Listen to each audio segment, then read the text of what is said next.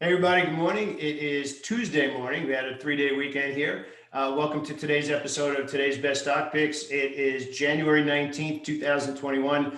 Futures have reversed from the selling that we had last week heading into the big weekend. I think a lot of it is from comments made by a very important person over the weekend. So what we're going to do is we're going to jump right into the charts. The one thing I want to talk about today, though, is the biggest part of our discussions last week in the boot camp were about sticking to your stops. You have to respect risk in exchange for all of that money that we want to make. They kind of go together. It's just a question of understanding and how to make more on your winning trades. And that really is the biggest problem for most traders. It's not finding good trades. It's if you have basic trading knowledge, you could probably find an idea that'll work out 50% of the time. But really what separates somebody who gets paid on a regular basis is understanding how and when to hold those winners. And that's really where order flow and tape reading comes in, because there's a difference between finding the right trade and finding the right exit. So what we're going to talk about today is we're going to talk about a handful of stocks. We've got some pretty big earnings out today. And one stock in particular that's very popular that reports, scheduled to report after earnings today, after the market closes today. And we'll see how to make that trade in that stock today, if there is even a trade to be made. So we're going to head on over to the charts. Oh, by the way, if you find these videos helpful, definitely click down and subscribe. I'd really appreciate it. And if you have any comments or questions about the specific stocks that we talk about in the video, definitely leave a comment below too. I'll get back to you as soon as I can.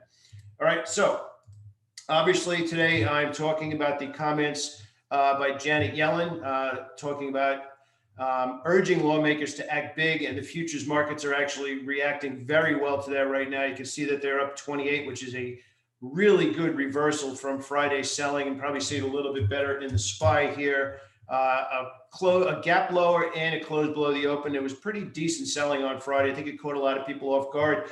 In the community, we were still taking the trades that we normally take. Some of them followed through, some of them didn't. That's just the reality of trading. But now we're looking to make that money back today. So some of the earnings that we have today scheduled: Netflix scheduled for after the market closes. I actually pulled that out to get a little bit better view.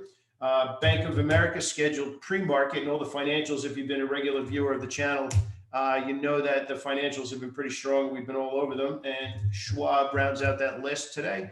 I like them all on a pullback, actually. Some of them got a little bit overextended and the reward potential wasn't there. If you watch the video we did recently about the bullish echo, we were trading the bullish echo looking for a pullback. Now we actually have a pullback, so I like them a little bit more. And Halliburton actually rounds out the trades. What I like about Halliburton, it's now pulled back into support and looking to buy anywhere above that 20, looking for another run up to probably around 28, 29, a little bit of a short-term trade. But the one that I want to talk about the most right now is Netflix. This is obviously a powerful company, obviously a very popular one that active traders love to be involved with because of the volatility, because of the liquidity. The challenge here, though, is where is the edge? You know, it's very easy to look at the stock and say, I just can't wait for earnings to come out and jump all over it. But where is the edge right now?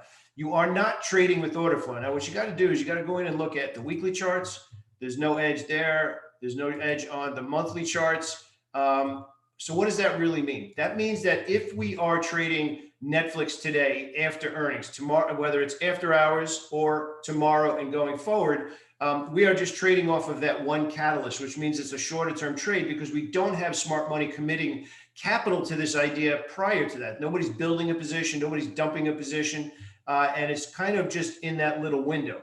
And if you expect to raise your game, expect to trade bigger, expect to understand when to hold those winning trades longer, you need to know how long smart money has been committing capital to an idea that you're just simply looking to piggyback on.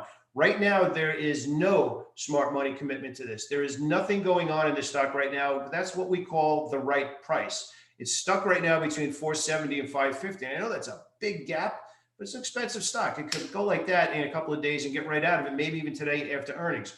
So for me personally, after earnings come out, I'm trading that earnings catalyst, whether it's bullish or bearish. I'll be trading on both sides, quite honestly. If it's to the downside and it has some juice to it, I'm going to trade it. But here's the key here. The longer term trade here, if you might be talking about kind of as a growth investor where you're looking to hold the trade a little bit longer than a regular swing trade, has to be outside of this box, because that's only then will the hands be tipped in a particular direction and say, okay, that's what's going on. Now we're going to hop on board. So keep that in mind A little bit different than what you have here in Goldman Sachs, where the tipping of the hand started in November, and now we're just, again, continuing to piggyback on what's obvious. So pretty stark contrast there. Now, as far as some ideas coming into today, we have a couple of good ones. And I'm really looking at stocks that had relative strength on Friday compared to the rest of the market, especially with the market gapping down and closing weaker and closing below the open, quite honestly. So DM, Desktop Metal, matches that criteria. And I like this over 24, which it looks like it's going to open there as well.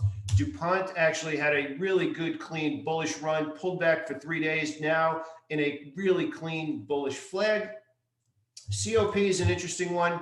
I love the fact that it actually closed on the lows on Friday. I want to try and get it somewhere near 44. I'm not sure if we're going to get that, maybe 44.50. If we don't, we'll look for a new entry there as well. LMND, called that in the community last week, and a really good clean pullback now as well. Looks like it's going to open up a little bit higher today with the rest of the market. So we'll probably, in the boot camp, we'll probably jump down into a little bit of a shorter time frame.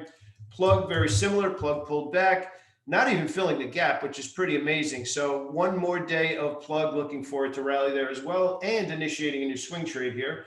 Amgen had a really clean breakout. Now it went well bid for the first time through this level. Looks like it's around 245, with the next level around 257. Now the fact that it was strong the last 2 days when the market sold off a little bit, that's a really positive sign. But what we do need is, I'm not going to look for an entry unless it's above 245. Same thing with Best Buy. Now, here's the difference. Think about what we talked about here. Goldman Sachs, look at how long smart money is committing capital there, and look at Best Buy. Best Buy has a week or so. It's a good start, but relatively smaller time frame that the smart money is committing capital. We're really looking at 3 days of buying versus almost 3 months of buying. So you see, you can start to understand which stocks should have your attention because they already have smart money attention. So I like this trade. I like the pause, looking for 122 is the next level. Lilly is another one that's had some really good news lately and is following through, and following it up with Twilio. Again, we're starting today out looking for stocks that got beat up a little bit last week. But here's the key, and this is something that's very confusing to a lot of new traders, and I'm not really sure why. Maybe it's because they're too focused on yesterday's price action, but you have to remember this. It's always more important to be putting yesterday's price action in the context of the longer term price action. So if we're talking about buying a stock that went down on Friday, we're not guessing a bottom. We're already noticing bullish order flow, and we're looking for that stock that has now pulled back to reassert its bullish order flow. So that's really what we're looking for. If you had some trades on Friday that you lost money on, but you like the idea, don't beat yourself up. Simply take the loss, go to the next one, and make that money back today. Let's start this 4-day week out good, strong, disciplined, and I'll see you tomorrow. Have a great day, everyone.